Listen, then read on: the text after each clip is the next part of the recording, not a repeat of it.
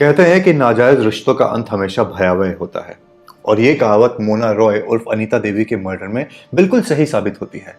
एक महिला जो अपनी बेटी के साथ मंदिर से लौट रही थी, उस बेटी के सामने घर के बाहर इस महिला का दिन दहाड़े मर्डर कर दिया जाता है। 5 दिन इलाज चलने के दौरान जब पुलिस इनसे बार बार छानबीन करती है, पूछती है कि क्या आपकी किसी से दुश्मनी थी, क्या कोई आपको मारना चाहता था, तो ये महिला सिर्फ एक ही चीज़ कहती रही कि मुझे किसी पे शक नहीं है, मेरी किसी से कोई दुश्मनी नहीं है, मुझे कोई क्यों मारना चाहेगा, मैं तो एक घरेलू महिला हूँ। और जैसे जैसे जांच पड़ताल आगे बढ़ती है, कई रोचक किस्से सामने आते हैं, कई रहस्य खुलते हैं, कई विवाद सामने आते हैं और अंत में पुलिस को ये पता चलता है कि ये मर्डर किया किसने। पर ट्विस्ट कहानी के अंत में है और वो अंत जानने के लिए आपको इस वीडियो को पूरा देखना पड़ेगा। आज हम डार्क सीक्रेट्स में बात करने के लिए आए हैं पटना स्थित एक not so famous model Mona Roy के बारे में और किस तरीके से नाजायज रिश्ता आपकी ज़िंदगी में जहर खोल सकता है और इवेंचुअली खून की नदियाँ बहा सकता है, उसके बारे में बात करने के लिए।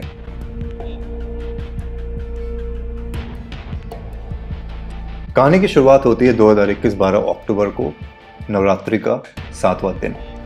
मोना रॉय अपनी बेटी के साथ मंदिर से घर वापस आ रही होती है। पटना की मशहूर मॉडल मोना रॉय ने व्रत रखा था और वो नज़दीक के मंदिर में रोज पूजा करने के लिए जाया करती थी। उस रोज भी वो पूजा के लिए निकलती है, पूजा करती है और पूजा करके अपनी बेटी के साथ स्कूटी चलाते हुए अपने घर की तरफ वापस पहुंचती है, जो कि राजीव नगर की बसंत कॉलोनी में स्थित था। स्कूटी को घर के सामने रोका जाता है, बेटी स्कूटी से उतरती है और जो लोहे का एक दरवाजा होता है उसको खोल के बेटी अंदर घुस रही होती है। तब तक मोना स्कूटी पार्क करने वाली थी। मोना जैसे ही स्कूटी पार्क कर रही थी, अचानक से तेज गति से चलती हुई एक मोटरसाइकिल आके उनके बाजू में रुकती है। मोना आश्चर्यचकित होकर थोड़ी घबराती हुई अचानक से मुड़ती है कि इतनी स्पीड में मोटरसाइकिल उसके सामने आके क्यों रुकी है। पर इसके पहले कि मोना कुछ भी समझ पाती, उसमें से एक इंसान बंदूक बाहर निकालता है और ताबड़तोड़ गोलियां चलाना शुरू कर देता है। मोना का शरीर छलनी छलनी हो जाता है, खून के फव्वारे फूट पड़ते हैं और मोना जमीन पर गिर जाती है। बाइक वाले भाग जाते हैं। मां की इस हालत को देखकर बेटी जोर जोर से चीखना शुरू करती है, चिल्लाना शुरू करती है और गोलियों की आवाज और बेटी की आवाज को सुनकर, उसकी चीख को सुनकर घर वाले बाहर निकलते हैं, पड़ोसी अपने घर से बाहर निकलते हैं। मोना के शरीर के पास जाके जब उन्होंने देखा तो उन्होंने पाया कि मोना का शरीर, जैसे मैंने बताया, गोलियों से छिन्न भिन्न था। आनन फानन में उनको उठाया जाता है और पटना के एक प्राइवेट हॉस्पिटल में उनको एडमिट करवाया जाता है। अब चूंकि गोलियां चली थी तो पुलिस को इन्फॉर्म करना जरूरी था और हॉस्पिटल वालों ने वही किया। पुलिस को इत्तला करी जाती है और पुलिस हॉस्पिटल पहुंचती है। सवाल हर किसी के दिमाग पर एक ही था कि एक घरेलू महिला और एक मामूली सी मॉडल जो कि सिर्फ पटना में फेमस थी, उसके ऊपर गोली कोई क्यों चलाएगा, उसका मर्डर कोई क्यों करना चाहेगा। हमले में लेकिन मोना रॉय की किडनियां क्षतिग्रस्त हो चुकी थी, शरीर गिव अप करने लगा था। प्राइवेट हॉस्पिटल ने अपने हाथ खड़े कर दिए और ये कह दिया कि हम यहाँ पे इनका इलाज नहीं कर पाएंगे। तो इमीडिएटली मोना को Indira Gandhi institute of medical sciences transfer किया जाता है। वहाँ पे उनकी सर्जरी होती है और जैसे ही मोना को होश आता है, पुलिस वाले उनसे छानबीन करना शुरू करते हैं और ये पूछते हैं कि क्या आपको किसी पर शक है। पर जैसे कि मैंने वीडियो के स्टार्टिंग में बताया, मोना सिर्फ एक ही चीज़ कह रही थी कि मेरी किसी से कोई दुश्मनी नहीं है, मैं तो एक घरेलू महिला हूँ, एक छोटी मोटी मॉडल हूँ, मुझे कोई क्यों मारना चाहेगा, मुझे इसके बारे में कोई जानकारी नहीं है। आपने कई बार फिल्मों में देखा होगा, जब किसी हत्याकांड के आसपास भीड़ इकट्ठा होती है तो अचानक से पुलिस की नज़र भीड़ में मौजूद एक इंसान के ऊपर टिक जाती है। यहाँ पर भी वही हुआ। अस्पताल में मौजूद भीड़ में एक इंसान बहुत ज़्यादा उतावला था जो मोना से मिलने के लिए बेताब था। पुलिस ये देखकर थोड़ी आश्चर्यचकित रहती है। उनको शक इसलिए भी होता है क्योंकि उसको देखकर मोना के जो माता पिता थे वो ज़्यादा खुश नहीं थे, उनके परिवार वाले खुश नहीं थे। पुलिस जब पता करती है तो ये पता चलता है कि मोना रॉय, जो कि एक शादीशुदा महिला थी जिनके 2 बच्चे थे, उनका राजू नाम के इस बिल्डर के साथ एक्स्ट्रा मैरिटल अफेयर यानी कि अवैध रिश्ता बना हुआ था। जब पुलिस ने राजू से मोना के बारे में पूछताछ की तो राजू ने इमीडिएटली अपने संबंध होने का एक वाले जुर्म कर लिया कि हाँ भाई, मेरा एक शादीशुदा महिला के साथ रिश्ता है, शादीशुदा महिला के साथ। लेकिन उसके तार किसी भी तरीके से इस हत्याकांड से जुड़े नजर नहीं आ रहे थे। पुलिस इवेंचुअली राजू के चंद्रकुटर अपार्टमेंट में रेड डालती है। वहां पे भी उन्हें मर्डर से रिलेटेड कोई भी चीज ऐसी नजर नहीं आई जो कनेक्शन बैठा सके। पर वहां पे पुलिस को नजर आई एक शराब की बोतल, जिसकी वजह से अपेरेंटली पुलिस को राजू के ऊपर शक होता है। गौरतलब बात यह भी है कि बिहार में शराब का सेवन बंद है, ना आप शराब पी सकते हो, ना आप शराब वहां पे बेच सकते हो। तो एक इंसान के पास एक नॉन अल्कोहलिक स्टेट के अंदर शराब की बोतल कहां से आई? पुलिस उस बिना पे राजू को अरेस्ट करती है और पुलिस स्टेशन लेके जाती है। वहीं दिन पे दिन मोना की हालत खराब होती जा रही थी। उससे लगातार पूछताछ करी जा रही थी, पर जवाब सिर्फ एक ही था कि मेरी किसी से कोई दुश्मनी नहीं है। राजू बिल्डर से रिश्ता होने की बात वो कबूल कर चुकी थी और राजू भी अपना रिश्ता उसके साथ होने का जो जुर्म है एक एथिकल सोसाइटी में देखा जाए तो उसको एक्सेप्ट कर चुका था। 5 दिन बाद 17 अक्टूबर को मोना की मृत्यु हो जाती है। गोलियों से जो उसको क्षति पहुंची थी शरीर को, किडनी वगैरह में, उसके बाद धीरे धीरे उनके शरीर के दूसरे अंगों ने काम करना बंद कर दिया और 17 तारीख को वो मर जाती है। हमला का मामला अब मर्डर में तब्दील हो चुका था और पुलिस खोजने की कोशिश कर रही थी कि आखिर एक घरेलू महिला को कौन मारना चाहेगा। इस कहानी के बारे में जानने के लिए आपको मोना के बारे में विस्तार से जानना बहुत जरूरी है। पटना बिहार में रहने वाली ये महिला सुमन कुमार नाम के एक इंसान से शादी करती है। उनकी एक फोटोकॉपी की दुकान होती है। 2 बच्चे होते हैं, आरोही और नैतिक। साल 2012 में मोना रॉय फुलवारी शरीफ में रहा करती थी, जहां पे पड़ोस में रहने वाले राजू बिल्डर से उनकी मुलाकात होती है। मुलाकात धीरे धीरे दोस्ती में बदलती है, दोस्ती धीरे धीरे प्यार में बदलती है। राजू बिल्डर से मिलने के बाद मोना रॉय की जिंदगी जो है बिल्कुल बदल जाती है। जिंदगी अब महंगी हो गई थी और राजू के पास पैसा बहुत था। राजू उसके ऊपर खर्चा करना शुरू करता है। मोना अपने बच्चों का एडमिशन महंगे स्कूल्स में करवा देती है और इवेंचुअली मॉडलिंग करना शुरू कर देती है। मॉडलिंग करते हुए वो बिहार के एक ब्यूटी पैजेंट में हिस्सा लेती है, जिसके अंदर वो टॉप 3 फाइनलिस्ट में भी आती है और वहां से उनका एक छोटा मोटा मॉडलिंग का करियर जो है शुरू हो जाता है, all thanks to Raju builder. Mona एक दूसरे ब्यूटी पैजेंट में हिस्सा लेती है जिसका नाम था बिहार ग्लोबल और वहां पे उनको बेस्ट आइज का अवार्ड दिया जाता है। मोना और राजू की बढ़ती हुई नजदीकियों को खत्म करने का कोई भी तरीका सुमन कुमार यानी कि मोना के पति को समझ में नहीं आ रहा था। सो इवेंचुअली उन्होंने डिसाइड ये किया कि वो अपने परिवार को वहां से लेकर कहीं और शिफ्ट कर जाएंगे। फुलवारी शरीफ से निकलकर राजीव नगर के बसंत विहार में किराए पे घर लेते हैं और वहां पे वो शिफ्ट कर दिए जाते हैं और ये वही फ्लैट है जहां पे मोना की हत्या करी जाती है मंदिर से वापस आते समय। जिस तरह से हत्याकांड को अंजाम दिया गया था ये बात तो बिल्कुल कंफर्म थी कि ये प्रोफेशनल शूट आउट था। सवाल लेकिन ये था कि एक घरेलू महिला को, एक छोटी मोटी मॉडल को कौन मारना चाहेगा? क्या सुमन कुमार ने अपनी पत्नी के नाजायज रिश्तों से परेशान होकर उसके ऊपर गोलियां चलवाई? क्या राजू बिल्डर ने मोना रॉय से छुटकारा पाने के लिए उस पर गोलियां चलाई? या फिर हत्या करने वाले किसी और को मारने आए थे और गलती से उन्होंने मोना रॉय के ऊपर गोलियां चला दी?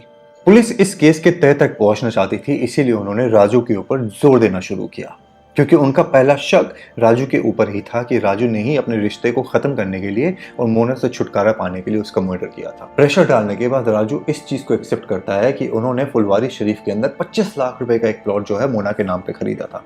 अब जो इंसान एक महिला के लिए 25 लाख का प्लॉट खरीद रहा है वो उसको क्यों मारना चाहेगा? क्योंकि ये तो भविष्य के बारे में सोच रहा है, उसके साथ जिंदगी जीने के सपने देख रहा है। पुलिस थोड़ी कंफ्यूज थी, पर जैसे जैसे क्वेश्चनिंग करी गई, जैसे जैसे जांच पड़ताल करी गई, तो एक शार्प शूटर का नाम सामने आया, वो था भीम यादव। अब भीम यादव, एक प्रोफेशनल शार्प शूटर का नाम सामने आते ही पुलिस थोड़ी और चौकन्नी हुई। भीम यादव का नाम सामने आते ही पुलिस ने इस बात की पुष्टि करने के लिए कि क्या वो इस चीज में किसी भी तरीके से शामिल है, टेक्नोलॉजी का इस्तेमाल किया। मोबाइल टावर्स के नेटवर्क चेक किए गए, सीसीटीवी फुटेज चेक किए गए। Not so surprisingly Mona Roy पर जब हमला हुआ तो भीम यादव उसी मोबाइल नेटवर्क के आसपास पिछले 1 महीने से था। आखिरकार 25 अक्टूबर को पुलिस भोजपुर से भीम यादव को अरेस्ट करती है। उस पर प्रेशर डाल के पूछताछ करी जाती है। इनिशियली भीम यादव ने हर चीज से मना कर दिया और खुद को बेगुनाह बताया, लेकिन सख्ती बरतने पर आखिरकार वो टूट जाता है। भीम यादव ने इवेंचुअली एक्सेप्ट किया कि उन्होंने 5 लाख रुपए में मोना रॉय की सुपारी उठाई थी, जिसमें उनके 2 मित्र शंकर कुमार और विश्वकर्मा शामिल थे। 1 महीने से वो राजीव नगर में किराए के घर में रह रहे थे और मोना रॉय के ऊपर नजर रखे हुए थे, पर उन्हें मौका नहीं मिल पा रहा था उसकी हत्या करने का। इवेंचुअली 12 तारीख को उनको मौका मिलता है। बाइक शंकर चला रहा था और गोलियां विश्वकर्मा ने चलाई थी। जब भीम से ये पूछा गया कि हत्या के लिए सुपारी उनको किसने दी, तो जो नाम सामने आया वो हैरत अंगेज था। ना वो सुमन कुमार थे मोना के पति, ना वो राजू बिल्डर थे, पर पैसे देने वाली एक महिला थी जिसका नाम था शारदा देवी। और शारदा देवी राजू बिल्डर की पत्नी थी। जैसे ही उसका नाम सामने आता है, पुलिस आश्चर्यचकित रह जाती है कि कैसे एक घरेलू महिला, एक घर में रहने वाली महिला किस तरीके से एक हत्याकांड की सरगना थी। शूटर भीम यादव के इकबाले जुर्म के बाद पुलिस एक प्रेस कॉन्फ्रेंस करती है जहां पे वो इस हत्याकांड को सुलझाने का ऐलान करती है। वो लोगों को ये बताती है कि पिछले 9 साल से राजू बिल्डर और मोना रॉय के बीच में नाजायज संबंध थे, जिसके वजह से उनके परिवारों के बीच में तनाव था और अक्सर झगड़े हुआ करते थे, मोना के घर में भी और राजू के घर में भी शारदा देवी के साथ। सबसे हैरत अंगेज और आश्चर्यजनक बात यह है कि मोना रॉय के मर्डर में राजू कुमार का नाबालिग बेटा भी शामिल था। जब उसे और उसकी मां को यह पता चलता है कि फुलवारी शरीफ में उनके पिता ने, उनके पति ने 25 लाख रुपए का एक प्लॉट मोना रॉय के लिए खरीदा है, तो ये बात उनसे हजम नहीं हुई। उनको डर था कि धीरे धीरे राजू बिल्डर अपनी सारी की सारी जायदाद, अपना सारा का सारा पैसा जो है मोना के नाम कर देंगे और उनके हिस्से कुछ भी नहीं आएगा। और इसी वजह से शारदा देवी ने इवेंचुअली मोना के मर्डर की कसम खा ली। मोना को अपने रास्ते से हटाने के लिए शारदा देवी ने अपने भतीजे राहुल की मदद मांगी। डिसाइड ये हुआ कि 5 लाख रुपए का खर्चा आएगा और सुपारी देनी पड़ेगी। शारदा देवी 3 लाख रुपए राहुल को एडवांस में देती है। राहुल ये वादा करता है कि काम जल्दी हो जाएगा, पर 3 महीने बीत जाते हैं और यह हत्याकांड अभी तक पूर्ण रूप से संपन्न नहीं हो पाया था क्योंकि मर्डर हुआ ही नहीं था। शारदा देवी बेचैन हो रही थी और इवेंचुअली 3 महीने के बाद उन्होंने राहुल से वो पैसे वापस मांग लिए। जैसे ही पैसे लेने का दबाव सामने आया तो राहुल ने थोड़ी ज्यादा मेहनत करी। उसने शारदा देवी की मुलाकात अपने एक रिश्तेदार सुदेश से करवाई, जो कि शारदा का भी रिश्ते में संबंधी लगता था। शारदा ने राहुल से पैसे लेके वो पैसे सुदेश को दे दिए। सुदेश ही वो इंसान था जिसने शारदा की और शंकर की मुलाकात करवाई थी और फिर उसके बाद भीम यादव और विश्वकर्मा का इसके अंदर आगमन हुआ था। इस प्लान में, जैसे कि मैंने आपको बताया, राजू बिल्डर का नाबालिग बेटा भी शामिल था। ये वही नाबालिग लड़का था जिसने इन शूटर्स को मोना का घर दिखाया और मोना की शक्ल दिखाई। जैसा कि मैंने आपको वीडियो के स्टार्टिंग में बताया, ये सारे के सारे राजीव नगर में किराए के एक घर में रह रहे थे और मौका ढूंढ रहे थे मर्डर करने का मोना रॉय का। यहां भी लेकिन विलंब हो रहा था और शारदा देवी बेचैन हो रही थी। शारदा देवी, जैसे उन्होंने राहुल को धमकी दी थी, वो फिर से इस ग्रुप को धमकी देती है कि अगर तुमने जल्द ही मर्डर नहीं किया तो तुम्हें एडवांस में जो पैसा मिला है वो तुम्हें वापस करना पड़ेगा। 12 अक्टूबर को शंकर किसी काम से आरा गया हुआ था। उसी दौरान शारदा का उसके पास फोन जाता है कि मोना रोज मंदिर जाती है नवरात्रों के लिए और ये सही मौका है उसका कत्ल करने का। ये सूचना मिलते ही, ये इन्फॉर्मेशन मिलते ही शंकर एक्शन में आ जाता है और वहीं पर जब मोना रॉय मंदिर से वापस आ रही होती है पूजा करके, तो उनके घर के सामने, उनकी बेटी की आंखों के सामने निर्ममता पूर्वक उनकी हत्या कर दी जाती है। भीम की गिरफ्तारी के बाद मोना के ऊपर गोलियां चलाने वाले विश्वकर्मा सरेंडर कर देते हैं, लेकिन इस हत्याकांड को अंजाम देने वाले 5 लोग अभी तक फरार हैं। शारदा देवी आज तक अरेस्ट नहीं हो पाई है। नाबालिग बच्चा भी आज तक अरेस्ट नहीं हो पाया है। जो दूसरे प्लानर्स थे और शूटिंग में जो लोग इन्वॉल्व थे वो भी अरेस्ट नहीं हो पाए हैं। अब पुलिस कितनी जल्दी उनको अरेस्ट कर पाएगी या नहीं कर पाएगी, ये तो पुलिस ही जाने। पर इस वीडियो के माध्यम से मैं आपसे एक सवाल करना चाहता हूं। कई बारी जब नाजायज रिश्तों की बात होती है तो सिर्फ और सिर्फ ब्लेम जो है पुरुष के ऊपर दिया जाता है। महिलाओं को उतनी ज्यादा गालियां नहीं पड़ती जो टेक्निकली हमारे समाज में होना चाहिए, जैसे हम इक्वालिटी की बात करते हैं। यहां पे गलती किसकी थी? क्या गलती यहां पे सुमन कुमार की थी कि वो अपनी पत्नी को शुरू से नहीं संभाल सके और 9 साल तक ये सारा का सारा नाजायज रिश्ता जो है चलता रहा? क्या गलती मोना रॉय की थी जो अपने शौकों को पूरा करने के लिए राजू के साथ अपने जिस्म का इस्तेमाल करके, या फिर प्यार था उन्हें, मुझे पता नहीं, अपने जिंदगी को आगे और कंफर्टेबल बना रही थी? क्या यहाँ पे दोष राजू का था जो खुद भी शादीशुदा होकर एक शादीशुदा महिला के साथ अफेयर चला रहा था? या दोष यहाँ पे शारदा देवी का था जिन्होंने ये नहीं सोचा कि मर्डर करवाने के बाद भी उनका परिवार एक साथ नहीं रह पाएगा? यहाँ पे क्या पॉसिबल सॉल्यूशंस हो सकते थे? और यहाँ पे जो ये मर्डर कांड हुआ उसके बाद लोगों की जिंदगी में क्या रह गया? सीख सिर्फ इतनी सी है, एटलीस्ट मेरी तरफ से, कि नाजायज रिश्ता कभी भी आपको जीवन में आगे नहीं बढ़ने देता। ना वो पनपता है, ना वो फलता है, ना वो फूलता है। अगर आप अपने पत्नी से, अगर आप अपने पति से किसी भी तरीके से प्यार नहीं करते हो, या आपका आकर्षण कम हो गया, या आप इमोशनली उनसे अटैच नहीं हो, इट्स ऑलवेज बेटर कि आप उनको छोड़ दें। आप अपने जीवन को अगर किसी और के साथ व्यतीत करना चाहते हो, व्हाई नॉट टेक डिवोर्स लें और उस इंसान के साथ अपने जीवन को आगे बढ़ाएं।